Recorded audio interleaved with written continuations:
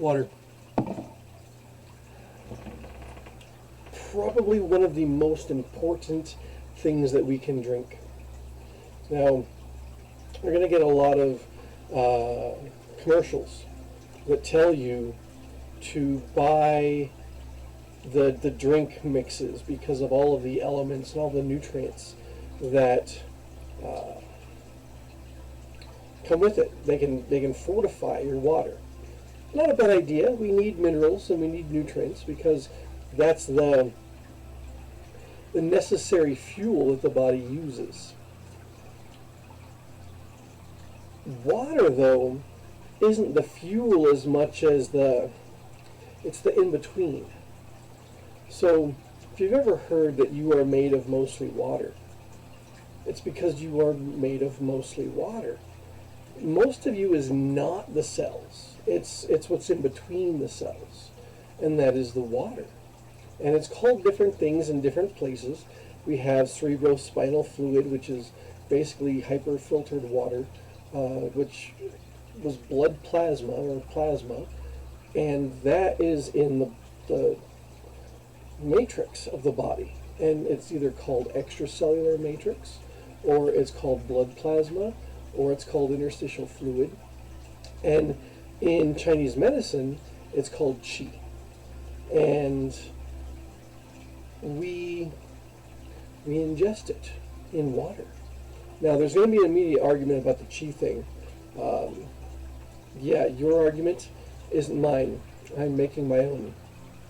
So, the water is the stuff that's not only in the cell, but is between them.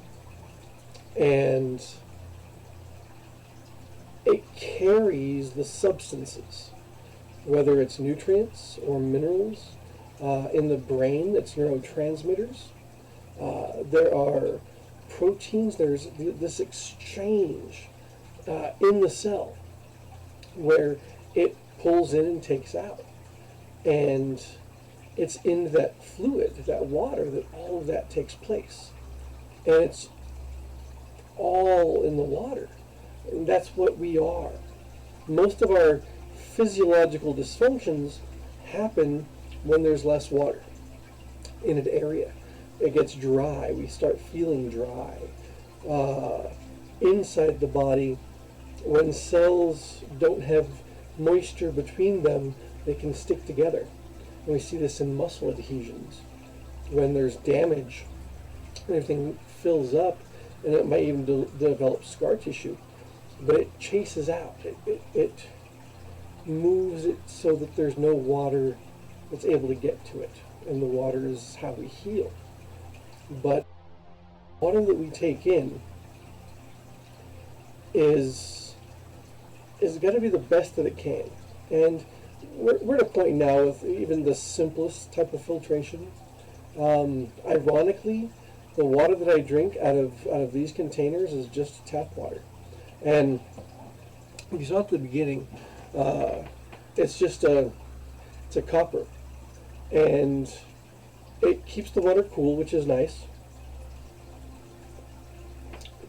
But the copper is known in the Ayurveda as, it's a way to drink water. It's supposed to be better for you. One of the principles about copper is that it holds a magnetic, not a magnetic, but an electrical field. And so I'm sure that electrical current that is flowing through the copper is affecting the water. And so when you drink it, it's different water. And it's not an additive. It's not a chemical. I bought the copper cup, and the copper just does that. Now, I went and I had to buy a copper pitcher after I bought the copper cup because it dawned on me that the water's got to sit in the container at least overnight because it's not a shock. You're not putting amps into that electricity. It's just a voltage. It's just a simple current that the copper produces. But it has to sit there for long enough with the water still because you can imagine a current is moving molecules, and I don't know, maybe I'm wrong, but electricity would probably do better if the water was still. I don't know, an electrician might know that, but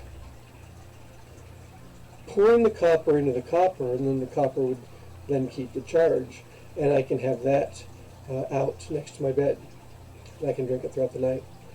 So I did that, and I'm not going to tell you it makes me feel better, because I don't know, I feel pretty good. I don't know if that's why. I mean, there's lots of things that I do to try and keep myself healthy.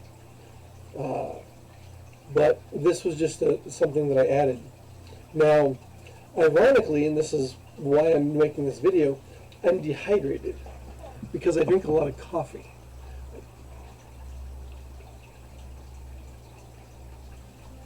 I got nothing, no excuses. I like coffee, so I drink a lot of coffee.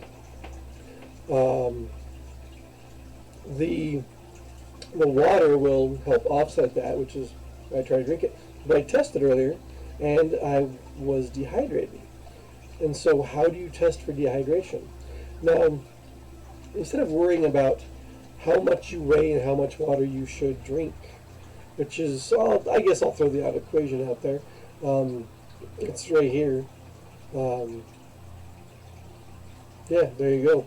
So, to find out if you're dehydrated or not, you pinch. Not hard, don't hurt yourself, but just pinch a little bit of skin. Right next to that large intestine 4 point from the previous video, but that's not why. But pinch the skin right there and hold it out away from the body for about 7 to 10 seconds. Now, remember, we are that fluid is in us. I think that the mind is in the fluid, but I'll get into that later. So we hold, and then we let go. The speed at which it snaps back is the level of hydration. The slower it is, the gooier we are. And so that extracellular matrix is thicker, which means that less things, or not less as much as things might move slower through the channels and around the tissues, and so it's going to gum up the works. It's goo, or we don't have enough viscosity, and water is what does that. So if it snaps back, then you're probably pretty hydrated. The younger you are, then obviously you're probably, you're resilient. The older you get, the less resilient we become. And so the more often you should check. And it's just a simple thing, just test. Have a few beers. Oh, yeah, maybe you need some water after that. Have some water after that. So, yeah, stay hydrated, drink water. There's going to be a lot of reasons why, and I really want to get into some more things, but this was like breathing. But water, and you don't breathe it, because if you try to breathe water, the body will suffocate. Do not do that. Drink the water, breathe the air. That was just good advice. All right, so have a beautiful day, and yeah, there you go. Thanks for watching, and I'll talk to you later.